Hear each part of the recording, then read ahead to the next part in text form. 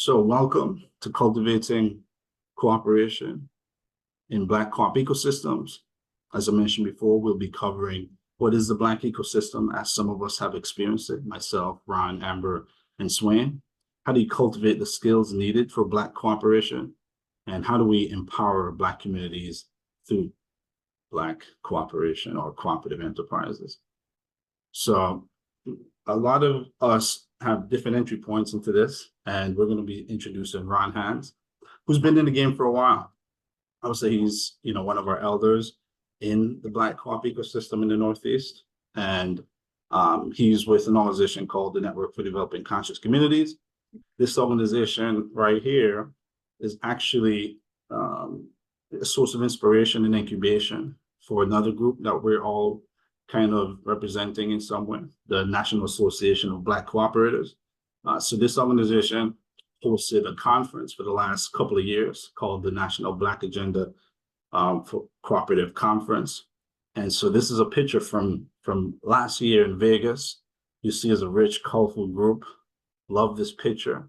It was in Las Vegas, as I said, and we just had a fantastic time and a very unique experience. And so the Network for Developing Conscious Communities, Ron will tell us a little bit about that, but it's a national network committed to strengthening Black governed community development organizations. And so that's with Ron. This is an image from this year. This year, the national conference in the Black Cooperative Agenda was held in Minneapolis, in actually St. Paul, Minneapolis, Minnesota. And Ron will tell us a bit more. CFNE was a sponsor these last 2 years, and I even got to show up and lead sessions of both years, So Ron and I got to dress up and take nice pictures, and we got to, make an impact with some of these sessions. You see how aggressive it can get. It can get very serious when we're trying to talk about Black liberation and Black cooperation. And of course, we've got a lot of beautiful cultural elements, the food, the people. I've had a great time. So I want to invite Ron to the stage to share a little bit about these experiences we've had together. So what's going on, Ron? Oh, wonderful, man. Wonderful. How are you doing?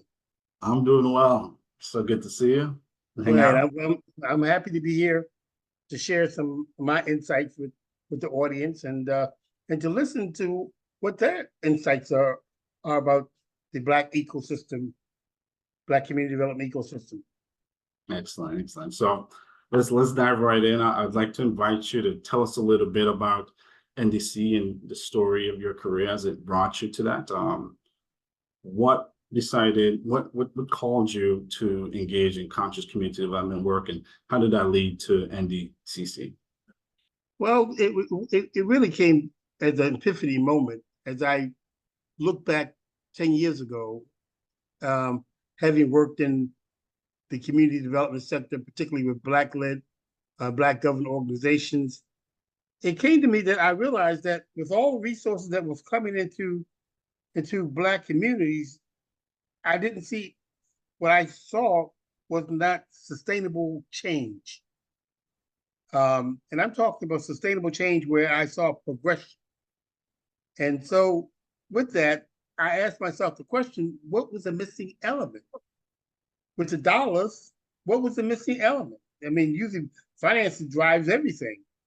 And it came to me that really it was about the lack of consciousness that was permeating in the Black community.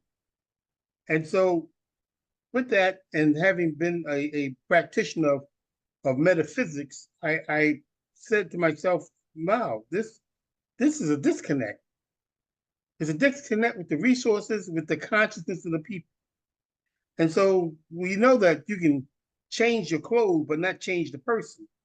And that's what we did in regarding Black community development. We changed the fabric, but we weren't changing the consciousness of the people.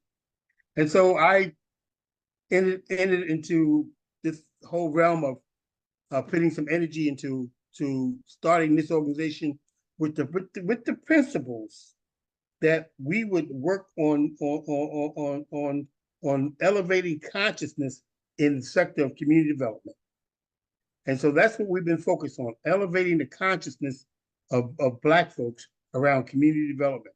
And so it's taken me from 2014 to now 2024 in terms of espousing that principle of conscious building. Gotcha. Gotcha. So 10 years into this journey, building NDCC, how do co-ops fit into that vision for bringing that lack of consciousness into this work? And is it fitted in? What's happening there? Well, co-ops are a part of the fabric of community development. So it was only a natural transition to incorporate co-ops in its work. And so since I have worked in co-ops for the last 30 years, in housing co-ops, in the last 10 years in terms of learning more about business co-ops, it was only just a natural progression to incorporate the work of co-ops as a vehicle, as another vehicle of building out the framework for Black community development. Gotcha. And so that led you to start these National Black Cooperative Agenda conferences? Well, well, I stumbled on that.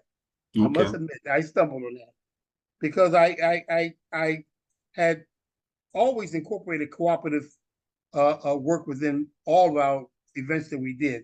There's always a session around cooperative. And so it came to me that maybe that we need to elevate the work around cooperatives into a larger forum. And so I began to do some research, just dovetailing on the fact of who had done a conference on Black cooperatives. And so it led me to discover a letter that was written in 1968, which outlined the work of the Poor People's Development Foundation. And that foundation came about in 1968 during Dr. King's Poor People's March in Washington, the Poor People Campaign March in Washington. And so it was Bernard Ruskin and Cornbread Givens and others who came together to formulate this whole agenda around how they wanted to elevate the work of cooperatives throughout the Eastern Seaboard, how they wanted to bring produce from the South in terms of farmers in the South and bring it up into the North in terms of markets.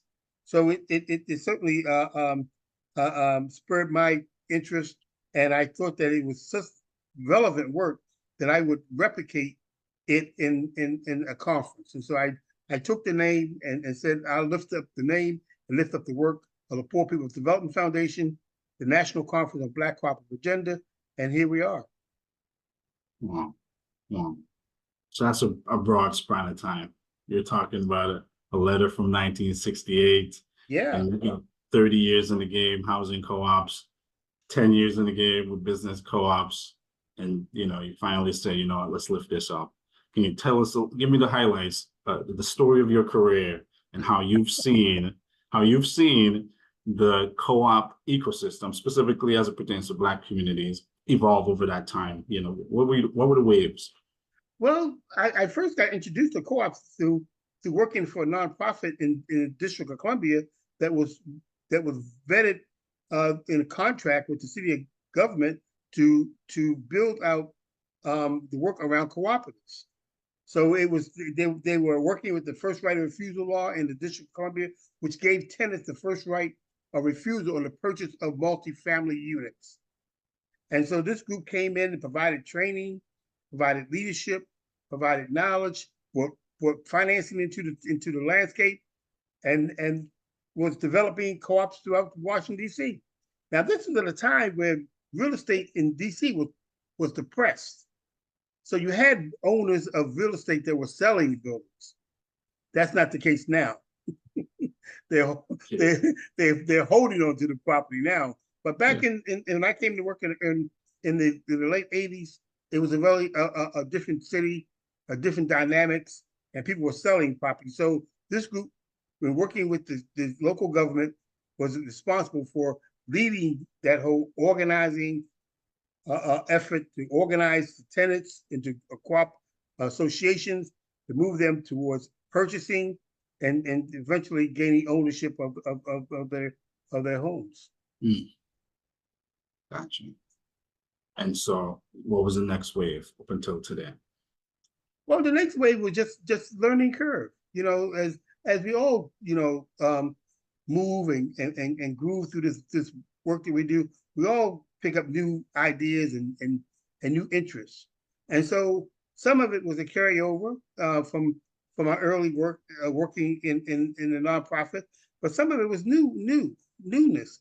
Because again, I said earlier that I did not know about worker cooperatives and the cooperative sector, 5 cooperative sectors.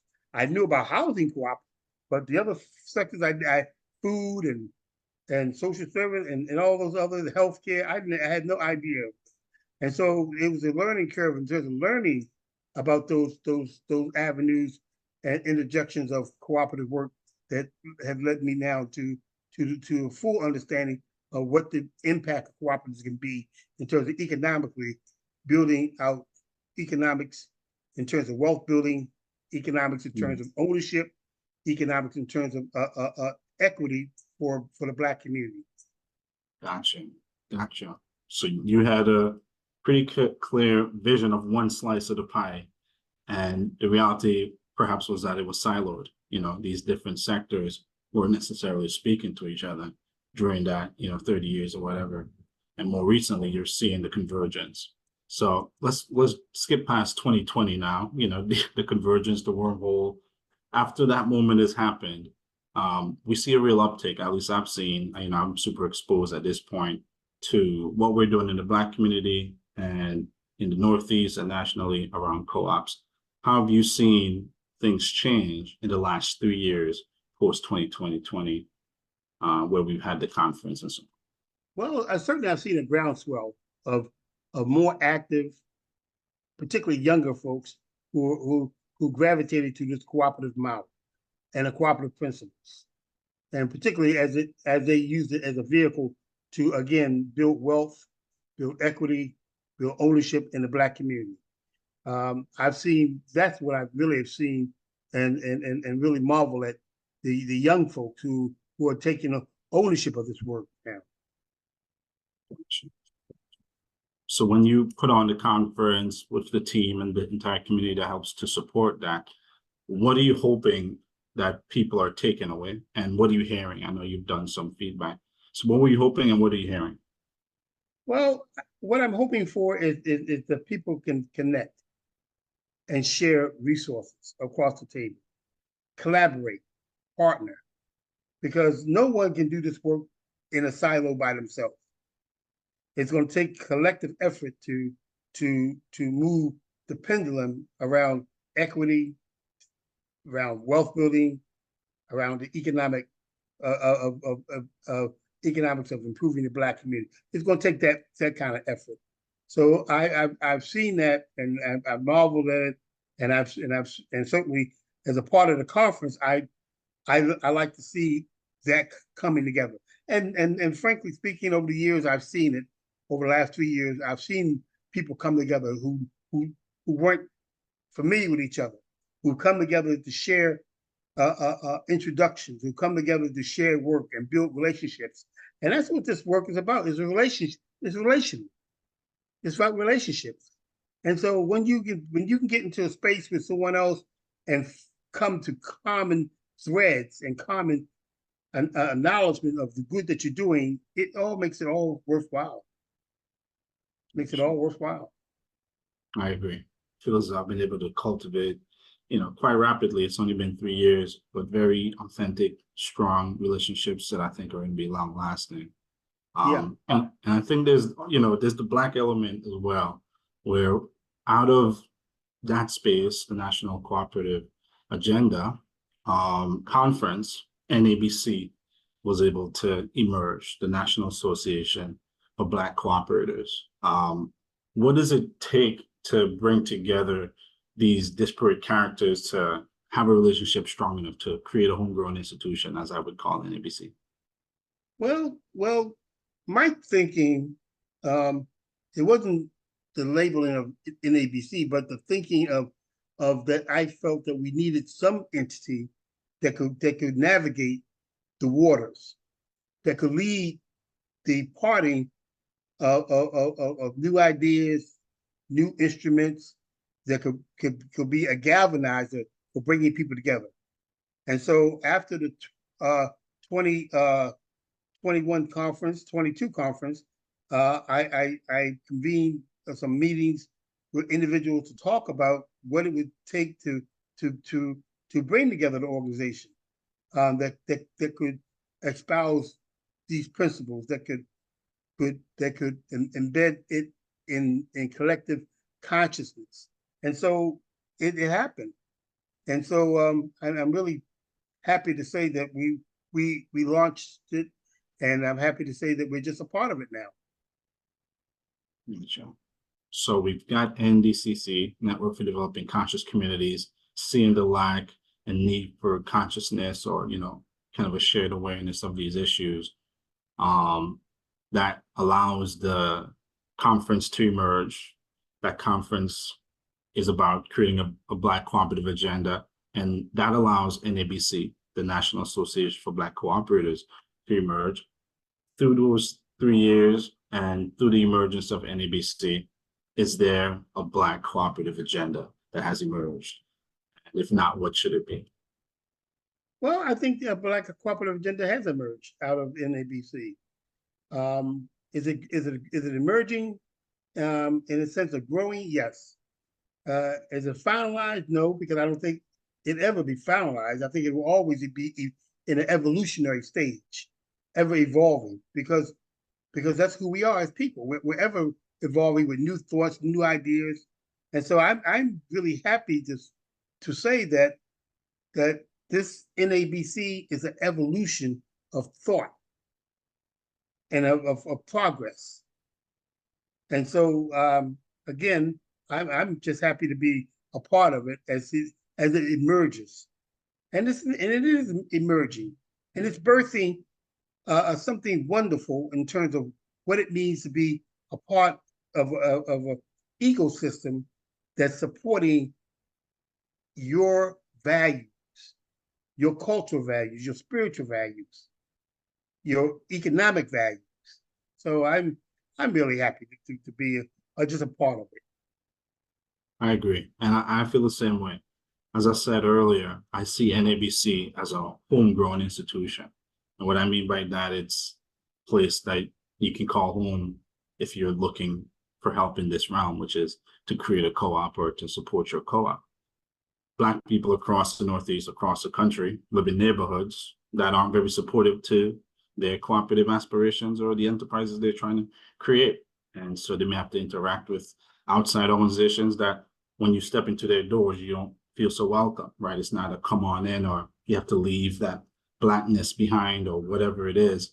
There's just not a feeling that this is where I'm actually going to be able to express my full self or to realize my full aspirations.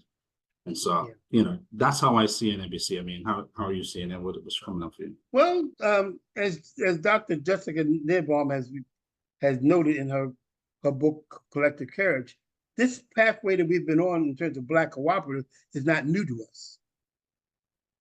It's been forgotten by us, but it's not new to us.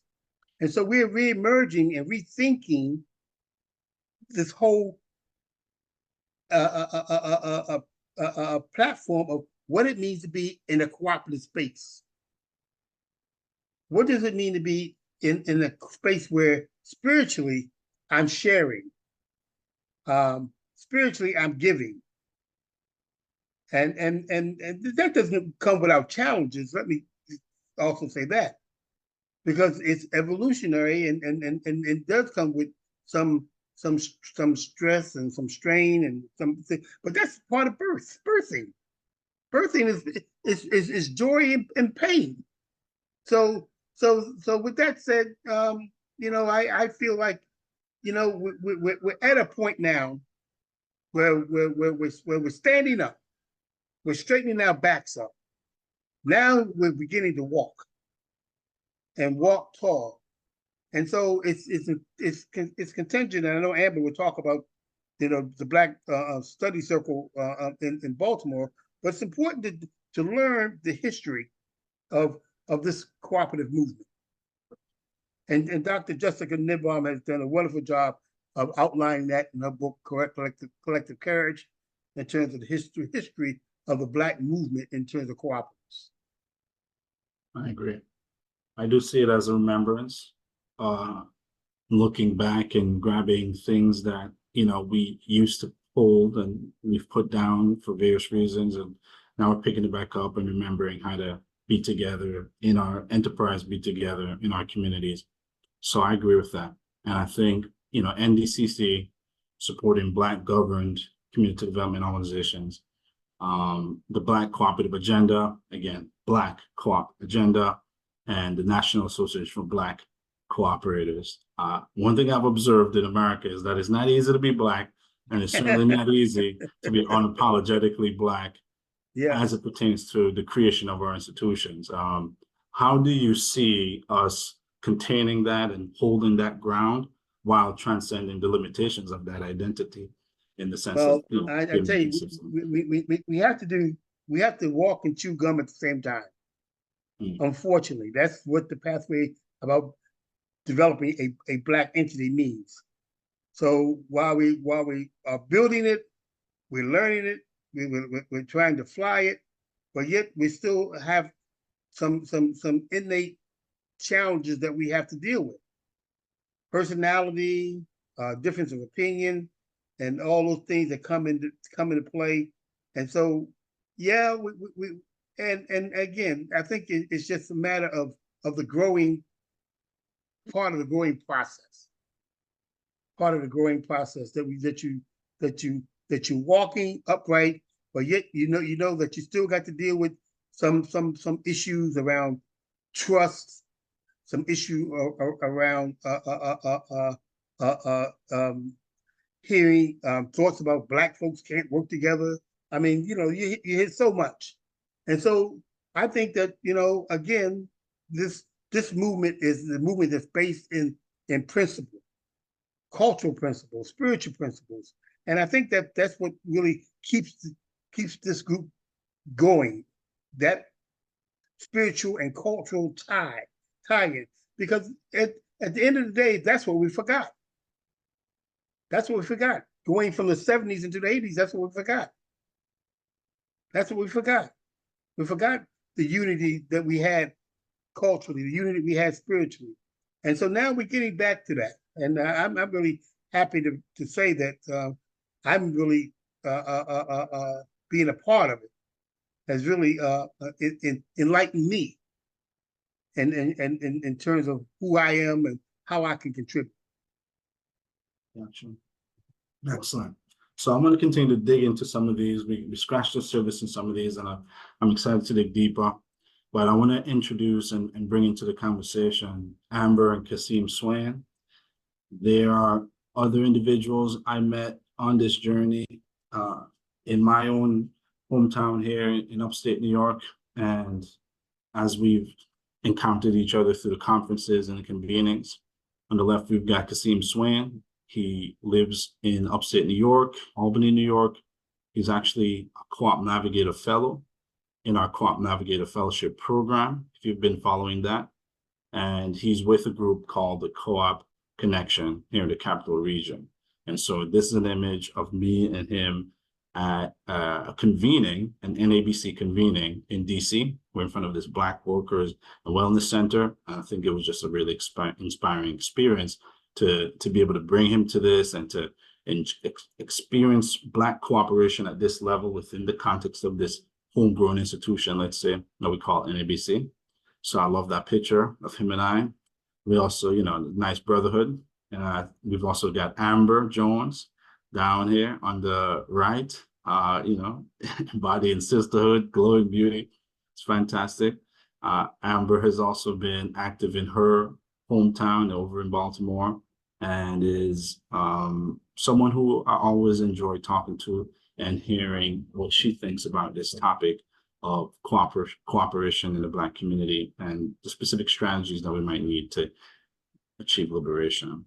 And we've also got both of them in that top right picture there. And this is a debrief. We were doing a group activity as a result of some focus groups. So you guys have been in it. You guys have been at NABC. You've been in the convenings. You've been at the conferences. I'd love to invite you guys to reflect with me on the journey that we've shared together. So, welcome. Allow you to introduce yourselves a little bit more effectively than I just did. Starting with you, Amber.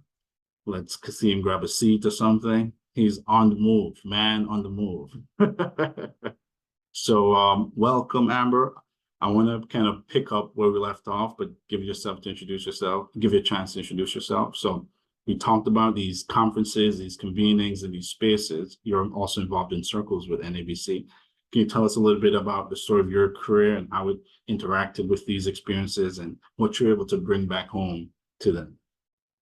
Start with you, Amber. Yep. Sure. Thank you, Johan. And it's great to see you, Swain, Ron, and be able to share in this space with all three of you on this evening. I also, before I go any further, have to shout out Lynn Pender and Taji Amani, who are on this call, who are integral parts of the Black Co-op Study Circle, which I'll be talking more about in this conversation. But my journey, how'd I end up here? Well, I like to say it really started as a child growing up in Baltimore City. A well-respected local writer, Dee Watkins, talks about the two Baltimores, and one that, contains access to certain privileges and amenities and opportunities, whereas another side of Baltimore is very intentionally starved of resources, very intentionally isolated from certain opportunities and amenities. And it's by design. Those of us who are well versed in the history of redlining and restrictive covenants know that a lot of that, broke ground and was innovated in the city of Baltimore. And so my life growing up from a child was constantly navigating between those two Baltimores. So I knew at an early age that the way that things are happening does not work for people that look like me. I should not have to leave my community to find groceries. I should not have to leave my community to find banks. I should not have to leave my community to access quality education and parks and, things that lead to just overall quality of life. But I did that commute for 13 years, 5 days a week of my life. So that is my foundation, is just knowing at an early age that something wasn't right. And then beyond that, as I started to navigate into my professional career, I studied economics and studied geography. Again, there's a lot of talk about, this invisible hand and this market just kind of working itself out. But I knew the reality was that the formulas and the very, basic theories that we were being introduced to in school did not answer the question, one, how have my people survived? And two, if this is the way that these markets work, why does it only work for certain people?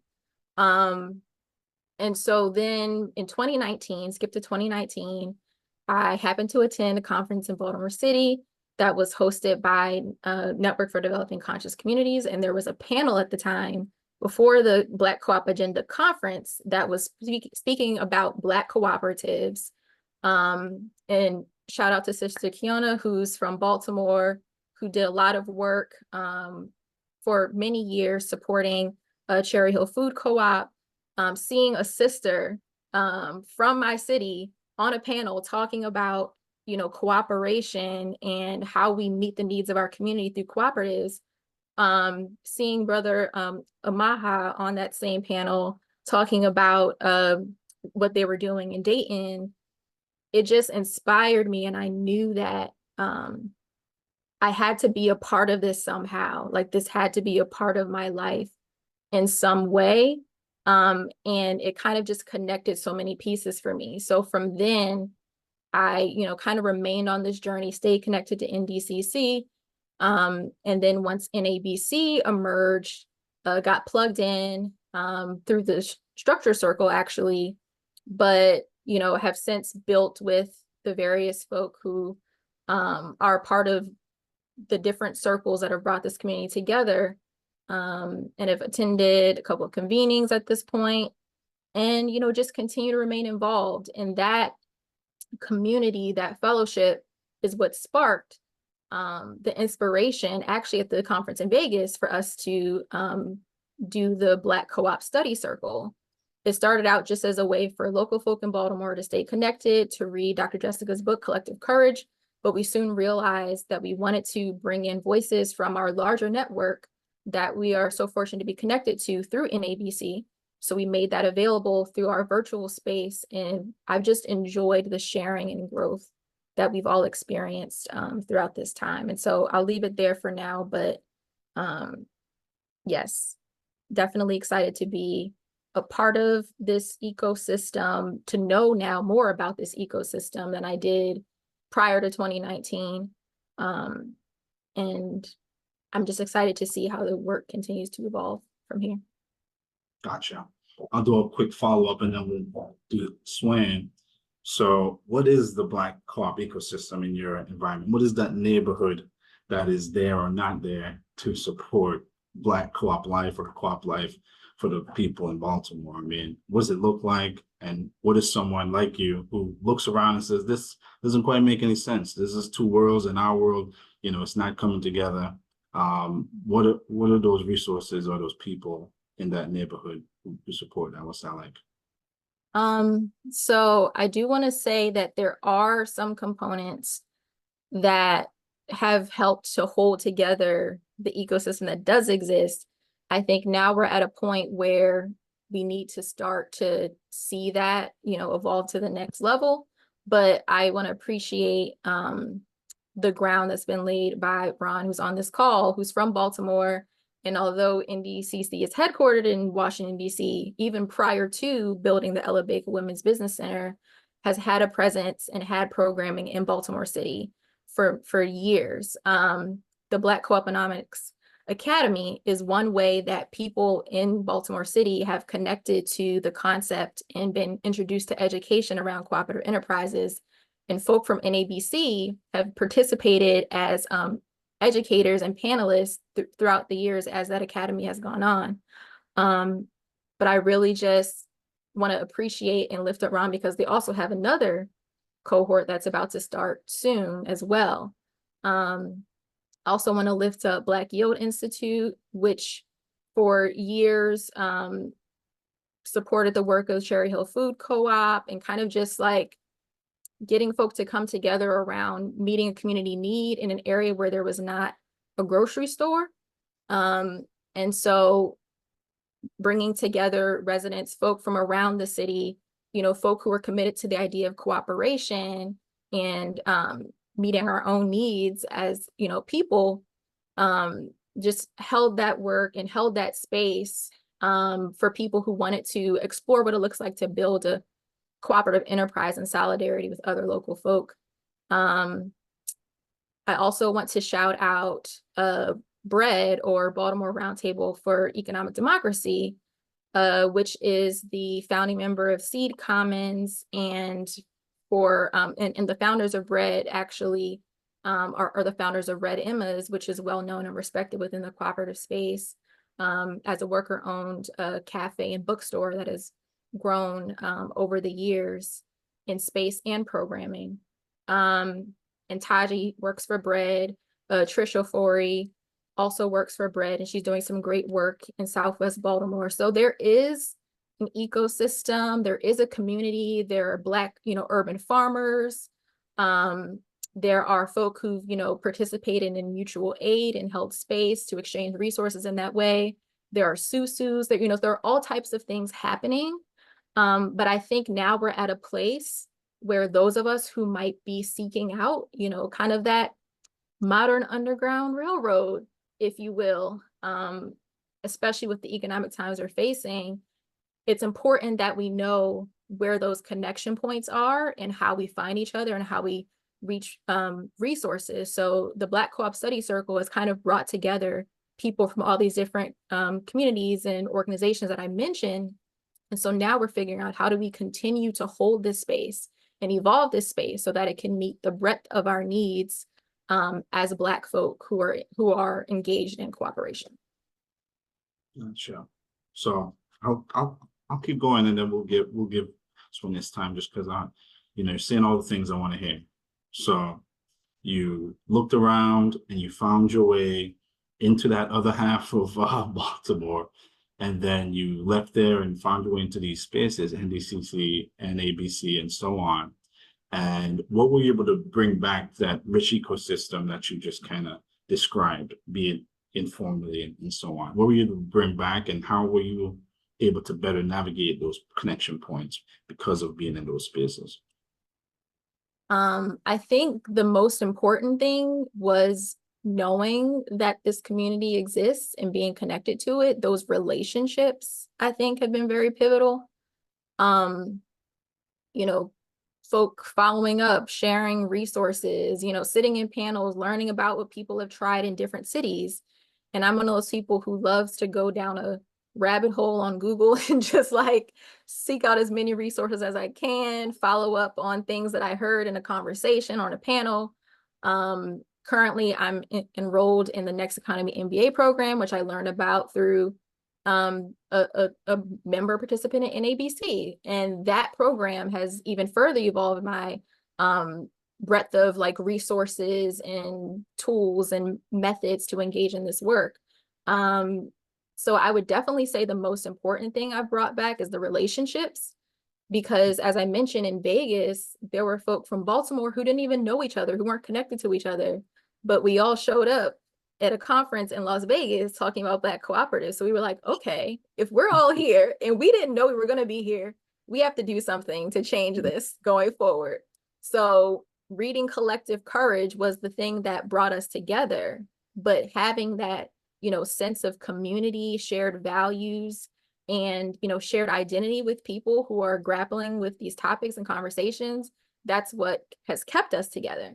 And so as we build those relationships and we tap on the expertise and wisdom of our collective that we've built together, that is what's expanding our capacity. So we started with like a one-page intro document that's now several pages and guides and resources. And, it's just evolved over time, because as we're building and as we're sharing space, we're learning from each other as well. So that's the beauty of, having a cooperative approach to even looking at something like a study circle, is that we don't have one prescribed way of thinking of what it looks like to hold this type of space. And as we make mistakes, learn, grow, access new tools, see each other facilitate and hold space in different ways, and learn practices from each other through that, we're definitely looking forward to the 2.0 version. And I'm excited to continue those conversations with the group, because I think that the next version, is going to blow everyone's mind. So looking forward to that. Excellent. So, you really illustrate to me a very interesting story where you go to the conference and you see someone from your city on stage, right? Shared identity. That brings it home. And now okay, this is serious. In fact, there's multiple people from my city. We've never talked, but here we are seeing ourselves represented in this space. That's pretty crazy. So you bring back the books and you think about this historical notion of how Black people have always cooperated, and that informs the circles. You're now involved in this Next Economy graduate program. You're saying, this has had a significant set of impacts in your life. And I want to now jump over to Swain to hear some more of this, excavate some of this a little bit more. So appreciate that, Amber. Kasim Swain, my guy, around the neighborhood. Yes, we can hear you. Are you all right? Yeah. You got there? I saw you were on a mission just now. Did you get where you were going safely? Yeah, I'm around. Okay. All right. Good evening, everybody. Thank you to Johan. Thank you to Amber, Ron, and CFNE for having me. My name is Kasim Swain. I'm the Navigator Fellow for the Co-op Cnxn based out of Troy, New York. I think I'll give you a little bit of how I ended up here. I was running a night market in a underserved community weekly for 2 years. And then at the end of that market, you know, I was trying to teach group economics and probably what I didn't think was cooperative practices back then. But you know, Johan and some local members of the community, you know, was paying attention to what I had going on. And I had ended up joining the Co-op Cnxn as a member, just paying attention to what was going on and starting to learn more about co-ops. And then I ended up being a Navigator Fellow. So I'm working on essentially a similar project to the night market, but it's going to be a retail and e-commerce and owned by the vendors who are participating.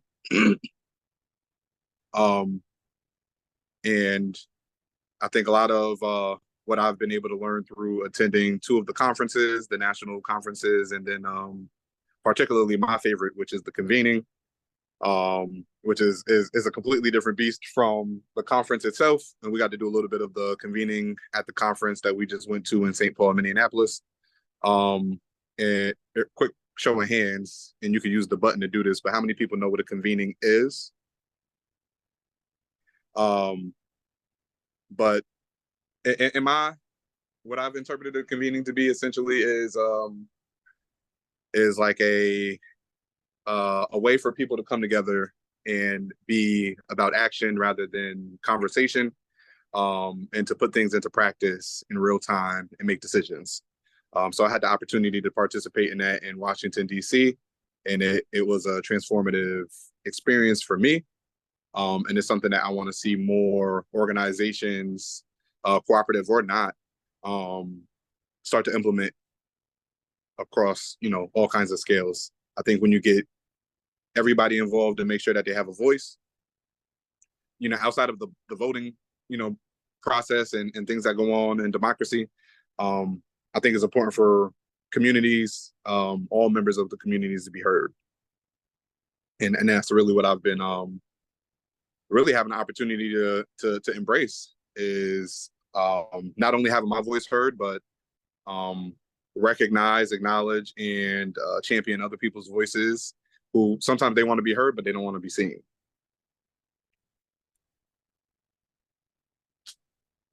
It's a little hot outside too. Hope y'all got in some air conditioning. Yeah, probably a nice breeze out there. So, you know, again, you know, you're coming from a community, you're trying to engage in enterprise, you're encountering ideas.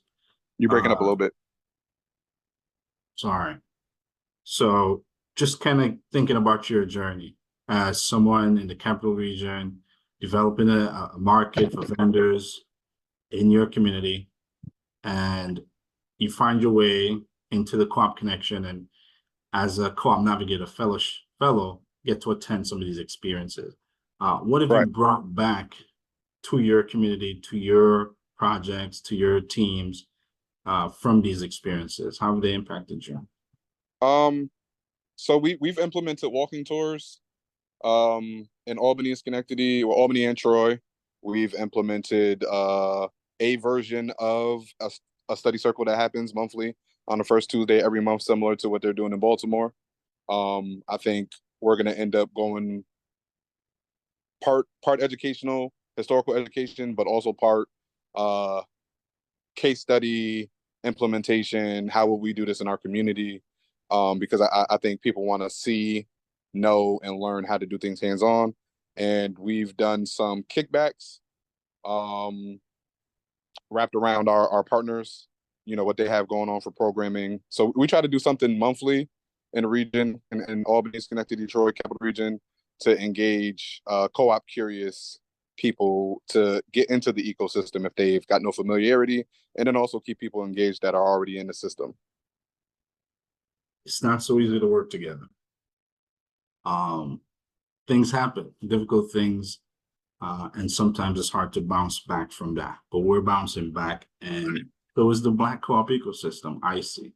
If there was a myth that we don't work well together, how are you guys dispelling that myth? Because I'm seeing it dispelled with every interaction. I'm seeing it dispelled at the conferences, at the convenings. It's not easy, but it's happening. So what do you guys attribute to successful Black cooperation? You know, what are those ingredients? I know for you, Amber, you're looking at particular issues and using strategies like circles. For you, Ron, and NDCC, you're thinking about creating and supporting Black government institutions. And Swain, you're thinking about these cooperatively owned markets and retail ventures. So we got real estate, homegrown institutions, retail and market-based market ownership. How do you guys in your own context work against those myths, work against those difficulties, and employ tools that help you to cultivate cooperation in your environment? So, yep, Ron, we can start there. Well, first of all, let me just say, I mentioned earlier, I'm a metaphysician. And I'm a believer in that we're spiritual beings going through a human experience. And so I try to put my spiritual eye to everything I do. And knowing that everything may not be good, but there's good in everything. You just have to be able to look for it. And so with that, you know, I try to take and embellish the experience and look at it as a learning opportunity. No matter how it may appear, how I'm affected by it, I try to look at it from a spiritual perspective. And I try to put my spiritual eye to it. And that's challenging. That is challenging. Particularly when you deal with the humanness of all that comes with being human, the frailties that come with being human. But it's we're called to a higher standard. We're called to elevate ourselves consciously to recognize that everything, again, may not be good, but there's good in everything. And so I try to practice that. And I try to practice it in my daily walk as I proceed through this human experience called life. I hear that.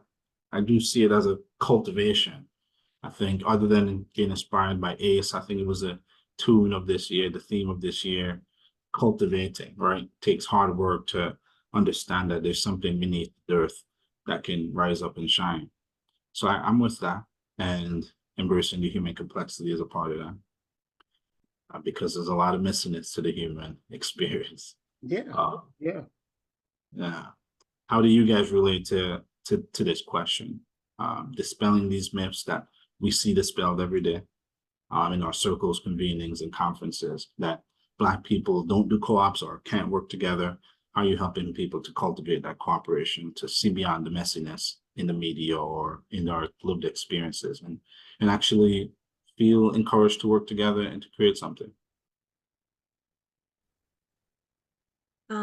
I would say for me, it's important to come into any space having a certain level of awareness of self, because how you show up affects how you experience being in community with others.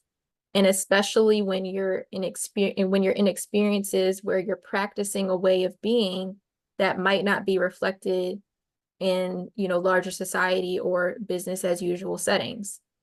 A lot of society, for, you know, people in America in particular, who are, you know, encultured in this American experience, if you will, we have to do a lot of unlearning, and we have to do a lot of reflecting and healing upon our experiences so that we know how they've affected us, so that we know how we're showing up, so that when, you know, trauma is being triggered, or when, you know, false narratives are being affirmed through, you know, unconscious bias, we're able to recognize those things and bring awareness to them, bring attention to them, and navigate through them. For me, I realized in working with a group, presently working with a group that is founding a cooperative of Black women that are interested in the space of real estate development, we had a situation early on where we were like, oh, we have to do this co-op one-on-one training, make sure we're all well-versed in cooperatives. And then there was a breakdown in communication. It was like, oh, wait, before we get there, let's have a conversation about how we communicate with each other, about our relationship to conflict and how that might be rooted in, you know, our childhood and what we observed and what we were taught growing up. So we started with, instead of Co-ops 101, a session about our conflict modes and how to navigate conflict through nonviolent communication. And we found that to be a very, you know, fruitful way to kind of level set and understand each other in a way that was like a little bit more deep and beyond just, you know, what is our value to a business enterprise, or what is our value to a development group?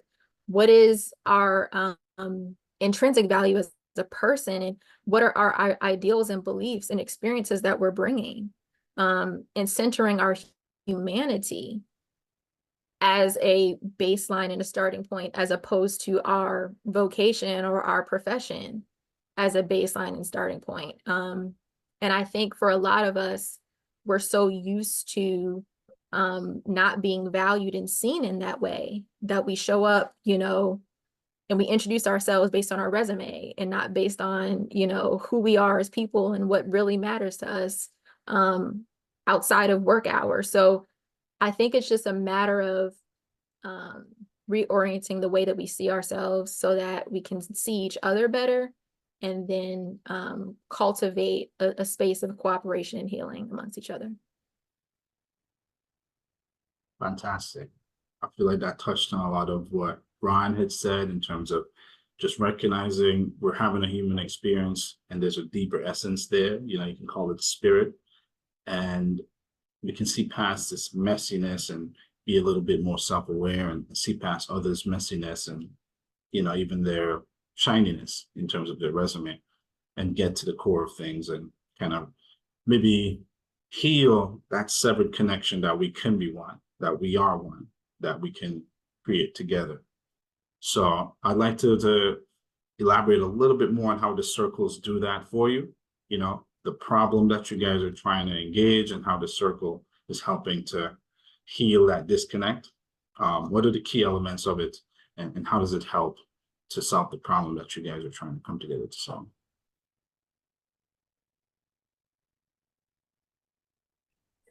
You hear me? So that was for Amber, but yeah. I'm sorry, what'd you say? Sorry, I You're was trying good. to listen. Yeah. So just quickly, I want to share, you know, as I've been kind of just like grappling with what are the ingredients that it takes to cultivate, you know, a spirit and culture of cooperation. I think for me, I like to think in terms of things that are memorable. And so I've kind of boiled it down to 5 C's, and that is community, culture, collaboration, commitment, and care. And there isn't one that I would say is more important than the others. I think they all kind of feed and serve each other. You might notice that I didn't mention anything about capital, even though it starts with a C.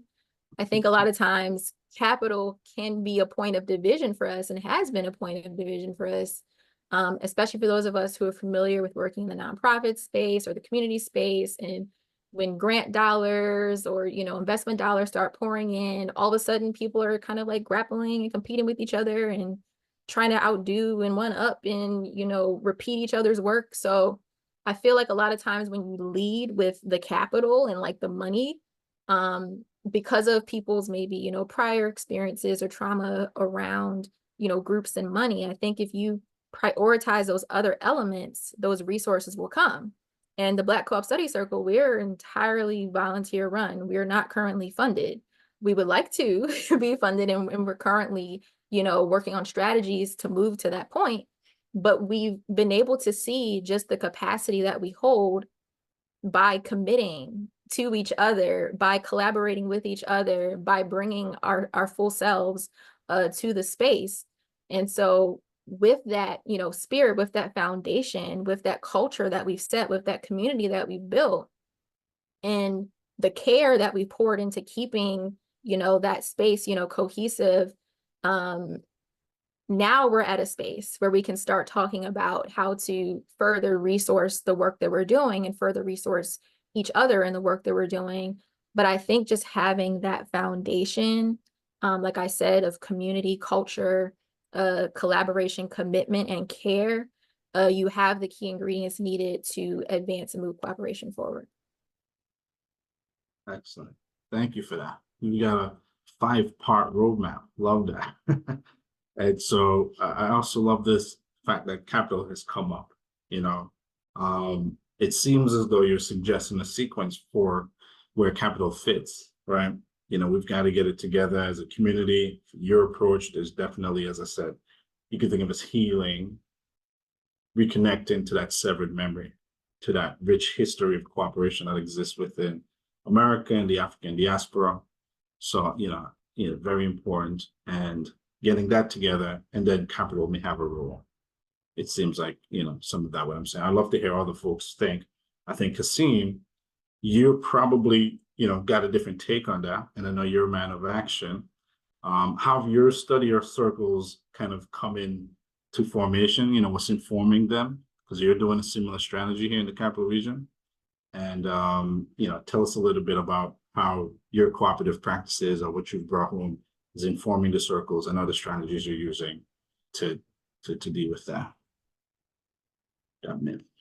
Yeah, I was gonna say more cynical than most, because I'm not spending any time trying to dispel rumors or thoughts that Black people don't work together, because they do, and I see it every day. So I don't even entertain those conversations.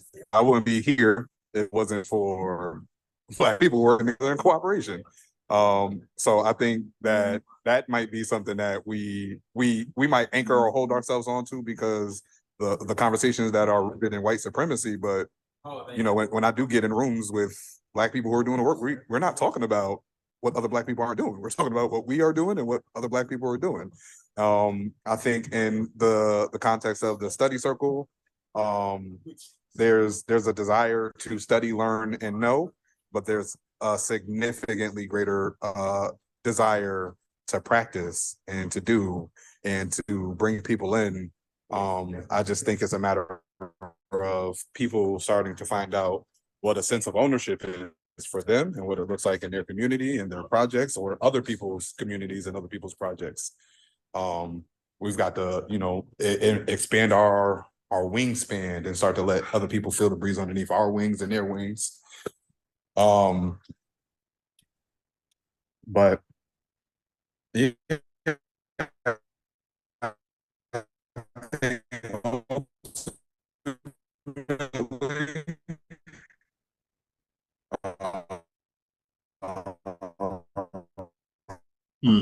Seem to be cutting out a little bit. Is it cutting out for you guys?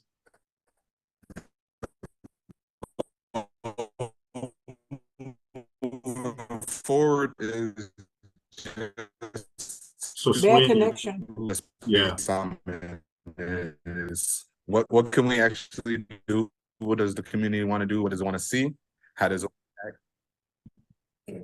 Yeah, I just think that we're in a space of act. You hear me? Before I wasn't, but your thoughts are concluded.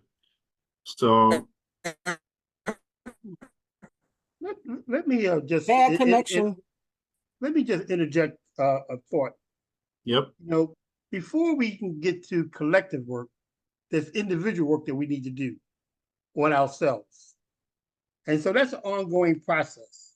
I like to think that I'm a work in progress, individually.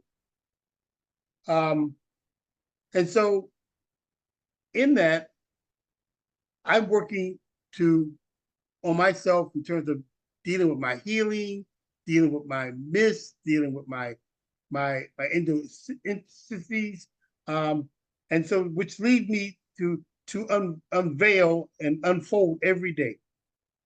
because I'm dealing with me on a regular basis. And so that means to me that if I'm dealing with myself individually, then I'm setting myself up to deal more in a collective space with others, because I'm dispelling a lot of my myths and my endos and all that stuff that I have carried through the years. And then I want to just note something about capital, because there's capital in our collective being, and it's not monetary, but it's capital that we can rely on in our collectiveness, in our collective spirit, in our collective energy. And so I'm reminded that of a book, Jesus and the Millionaires, that Jesus wasn't a rich person, but he had richness because he had relationships. And so that made him very rich because he had relationships. I remember Reverend Michael Becker sharing that story that he had a friend who had a plane, and he had another friend that had this and that. So he didn't have it, but he had access to it. And so I just want to just lift up the fact that capital can be looked at from a monetary standpoint, or it can be looked at from a human standpoint in terms of our interactions and our relationships. I agree. I think we have to reimagine capital, or just understand there's different forms of capital, not just financial, as most might be thinking, but social capital in terms of our relationships to each other and to service providers, business capital to just have the business resources you need, and maybe even, getting to the point where in this work that we're doing right now, this relationship building, this process that one has to go through to even get to that point where we can engage in cooperative economics, moving to recount your stories out of the space where you're in your hometown, you feel like you're the first, you feel like you're alone, you enter out into the world and you're like, no, there are others. Actually, others from my hometown came here too, thinking they were alone and they were the first. Then we come back home, right? And we continue to evolve, right? So that work in progress, that evolution happens just from interacting with ourselves. And ultimately now we have to interact with the mainstream economy and see how those two things are evolving. So that's where I want to go next. How have you seen, the institutions in your community evolve that might be centered around the Black community, or your own journey as a Black cooperator evolve alongside the service providers that may not be, Black led or Black centered? How are you seeing the system and our community evolve alongside each other? Has anyone seen anything? Well, I would just preface that I see a disconnect between how we're evolving as institutions versus how mainstream still relates to us. Because just the fact of just institutional racism is still here. I like to think that it will dissipate over time, but for the present moment, it's still here. And so one of the things you can't govern, you can make laws, but you can't govern human behavior. And people bring their stuff into the space. And so they may smile at you and they may applaud you, but all the time they still may not support you. And so I'm a practitioner of building out and advocating the building of a Black space so that we can have self-sufficiency, self-independence. And until we get to that point, and where we don't have to rely on the mainstream, we're at peril. We're at peril. And so for me, it's really, advocating, building out the framework for Blackness. Because at the end of the day, you want to have parity on the table. You want to be in parity. And right now we don't have, it's an unequal balance. Because we are consciously not putting our resources into the right places. Not that we don't have resources, we're just not putting them in the right places. And so we still have this imbalance in terms of philosophy and practice. And until we can elevate ourselves to the point of recognizing our own sovereignty, then there'd be no sovereignty for us. We have to recognize our own sovereignty and practice it. Yeah. Mm-hmm. Yes, I agree and appreciate that. Amber? I want to respond to that prompt and then also connect it to something Ron shared earlier about capital. I think when our movements are market driven, we do ourselves a disservice. And because capitalism has kind of become king in the discussion around economics, especially, in the United States, ironically, United States, I think we've lost sight of just the foundation of what economics actually is. Like, the word means management of households, but we've allowed capitalism to convince us that economics is about, timing markets and businesses and increasing GDP. And if people's households are not functioning well, if people's homes are not functioning well, and as we know, because of the trends of how, capitalism has evolved over time, we have less time to devote to our households. We have less time to devote to our self-care. We have less time to devote to our families and communities. And because of that, we are, in a state of dysfunction. We are not operating as our optimal selves. Our homes are not secure, so our communities are not secure. And that expands further into our society. So we have to get back to the foundation of what economics actually is. And I know that home economics was taken out of schools and, classes that actually taught us how to manage households and programs actually taught us how to manage households for ourselves. But that is the foundation that we need to return to. If we're going to achieve a level of stability that makes it so that we don't have to rely on systems and markets that have never prioritized our needs. How we survived up to this point is because we understood fundamentally what economics was and we practiced it. And so when our government didn't meet our needs, we looked to our family, we looked to our neighbors, we looked to the members of our household. Everyone in the house had a function. Everyone in the house did their part. And that was how we survived, depressions. That was how we survived Jim Crow. That was how we survived economic ebbs and flows, in these capital markets. So we have to remember what is fundamental to our survival. And I also want to elevate one of the sisters in our Black Co-op study circle, introduced this language to us earlier on about mutual abundance and adopting an abundance mindset and realizing that scarcity is an illusion. And so it doesn't matter if the government agency is prioritizing funding this particular thing, or if the foundations are prioritizing funding this particular thing. The reality is that the system is not going to unravel itself. So if it is pouring resources, it thinks that it's doing what's necessary to maintain the status quo. So we should be interrogating those resources. We should be questioning those resources.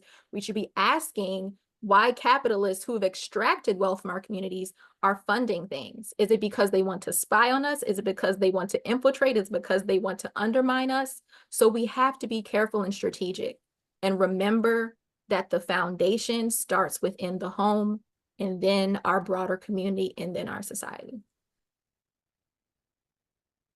Fantastic. Yeah, I think, all that's been said in regard to this question, and Swain, I know you were cutting in and out. We're thinking about the fact that we leave home feeling alone and isolated and come back from these spaces enriched, and it fuels our evolution. We change after we get into contact with each other and share space with each other. And I'm wondering how these institutions that exist that maybe aren't so connected to our communities, they're very disconnected because of institutional racism and other, other preoccupations like the market and so on. How are they evolving, or are they changing as we change? Are they evolving as we evolve? And I think capital is the king of the disconnected mainstream resource, right? And we at the Cooperative Fund recognize that designing strategies to try to figure out how to help communities heal and grow and evolve with capital. So I would love to hear any thoughts on whether there is a place, as Amber just said, for capital to help heal our communities, or is it always, because it's such a disconnected system from our experiences, likely and needing to be interrogated because it's likely to be harmful? So, that's maybe something we can reflect on. I want to also invite out members of the audience to ask their questions in the chat in this last 5 minutes or so. So I want you guys to hold that question, especially as we interact with the Cooperative Fund and the fact that we need capital. And there are some institutions trying to evolve to better provide that. What is the role of capital, kind of the king of the disconnected resources from our communities? And then let's get to some audience questions. So any quick thoughts on that as I look for a question? And I know folks have already asked questions in the chat, so I'll look through.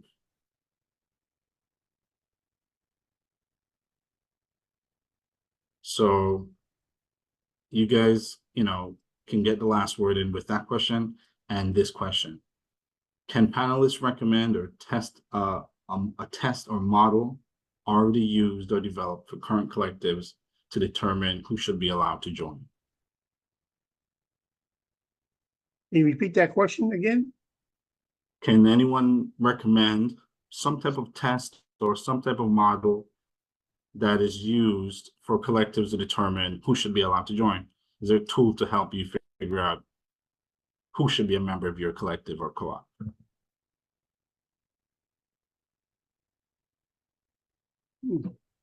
I can share a little bit on that. So I think it's important to be mindful about how people are invited into a collective space.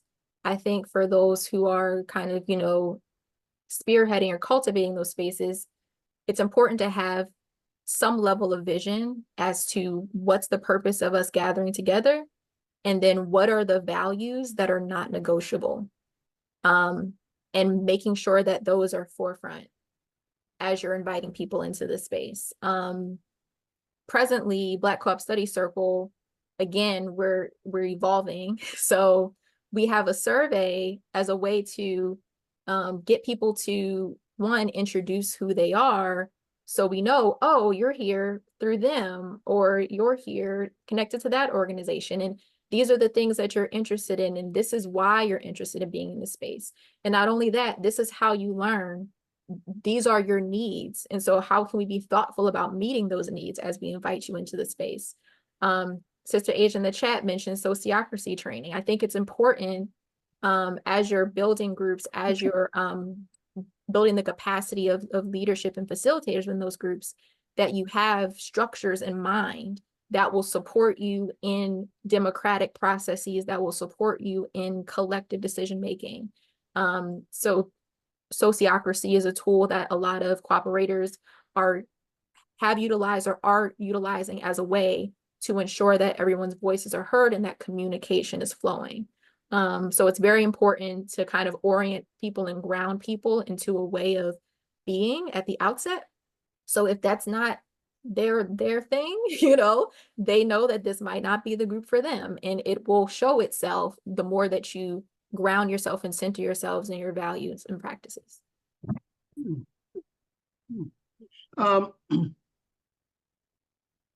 Let me just share my thoughts on this, that you can invite people in and you can set up the best process for vetting them. But you can't control how people manifest themselves down the road.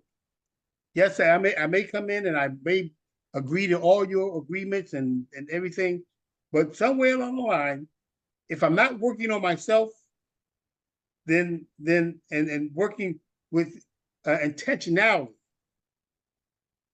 in an intentional space, an intentional time, with the intent, with the work that I need to do, then it's easy to get shifted.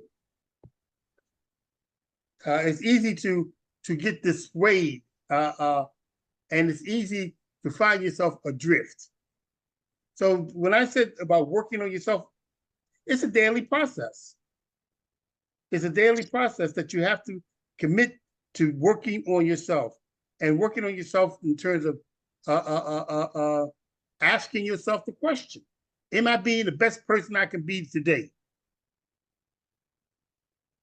And so, getting back to your question, I think that there's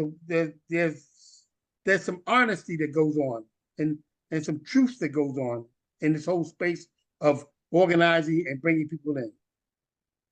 And as you connect with people, I think that it's important to stay connected to them, and to the point that you're building trust, and they feel as though they can be open to share with you their flaws, their ups and downs, their ins and outs, and that they can be able to look at you as a part of their growth.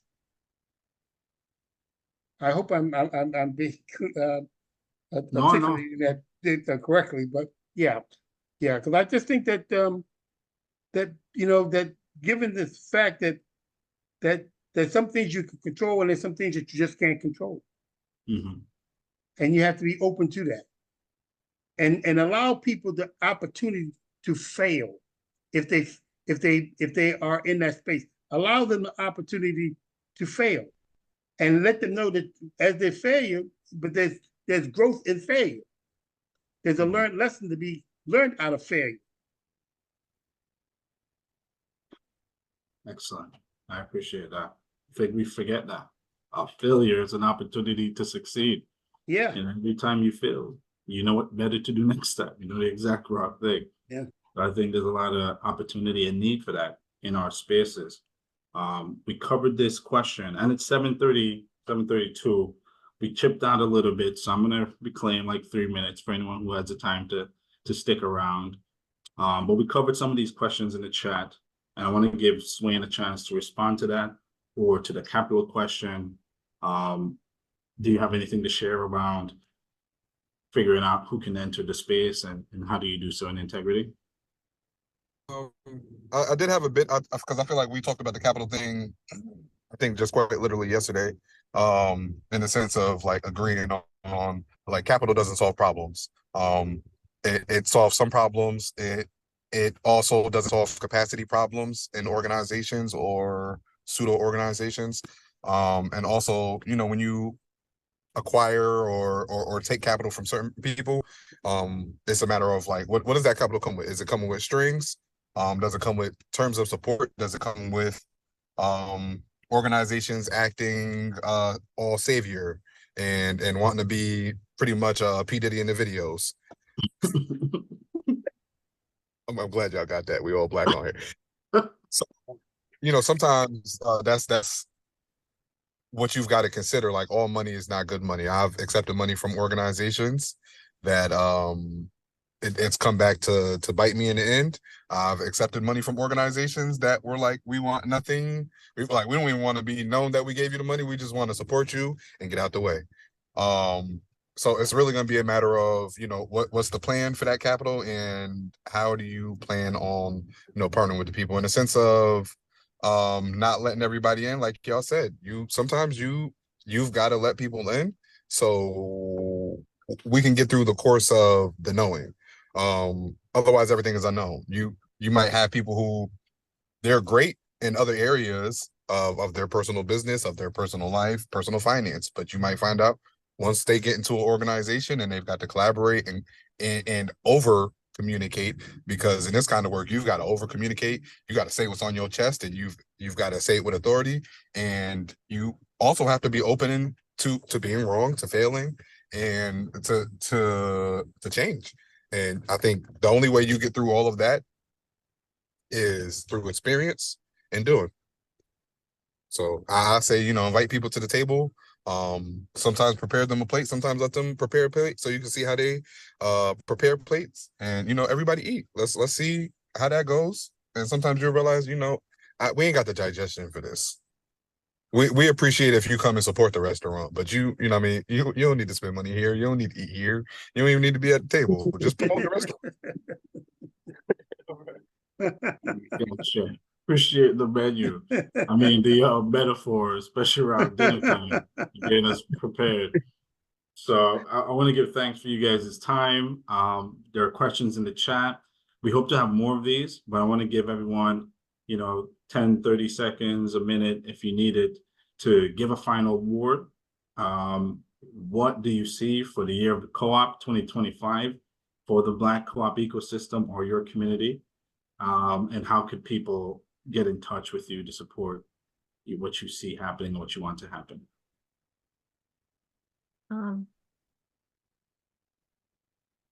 I'll let Baba Ron close this out. I think it's appropriate. So I'll just say, I look forward to the evolution of the Black Co-op Study Circle. We're building, a network that will then, manifest into multiple cooperative enterprises. And I just want to say quickly as a closeout, to the question about capital, know who you are, know what you desire, and know what you need to get there. If you don't know those three things, don't start talking about money. Let the resources come to you after you've already figured out who you are, what you desire, and what you need to get there. So with that, I will conclude. Sure. Swain? Are we saying last bits? Yep, last bits and how folks can support. Amber, you can drop anything in the chat. You've been doing it the whole time, so people know how they can support your work. Swain? I mean, all I really got to say is thank you, Johan, for being our facilitator. Shout out to CFNE for being consistent and wanting to do the work, and immersing themselves in communities that are not theirs, and also building other communities. You can hit me up on Facebook or online at Kasim Swain if you got anything that y'all want to talk about or collaborate on. Yeah, I'm excited to see what's next for all of us. Appreciate you.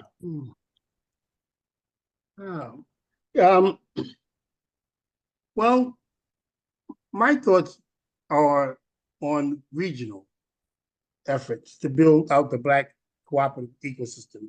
I like to see for 2025 us building out this ecosystem regionally, north, south, east, and west, bringing people together to have smaller intentional conversations around what it means to be a part of the Black cooperative ecosystem, and then aggregating that upward to a national level. But I think that building out locally certainly embeds the fact that of dealing with local issues, local challenges, and then bringing those local challenges up the ladder to a national perspective. I'm seeing that the National Conference on Black Cooperative Agenda is going to grow. NABC is going to grow in 2025. And I think that we're going to be really amazed at the end product of what that growth looks like. So, Johan, thank you for having this discussion. Amber, Swain, thank you for what you brought into the space today. Yeah. Okay. Thank you. Thank you. Thank you. So many gems dropped, unpacking the rich history of Black cooperation now, in the past, and in the future. I think it's a journey we're going to continue to be on together, and I'm looking forward to every step. So thank you guys. Thank the audience for bearing witness. And for anyone who wants to reach out to these guys, the NABC co-op at gmail.com, Ron Hands at ndccnetwork.org, and the Cap Region Co-op Cnxn at gmail.com. For those of you who want to reach out to the Co-op Fund, we've got our emails on here as well, Carla, Johan, Carolyn, and you can also check out our website for lots of cool tools, media, and the opportunity to schedule an intro call with CFNE and the learning team. So thank you, everybody. Good night. Appreciate you being here. Let us keep moving forward together in support of this work. Peace and blessings. Great job, Johan. Thank you all. Thank Thank you. you all.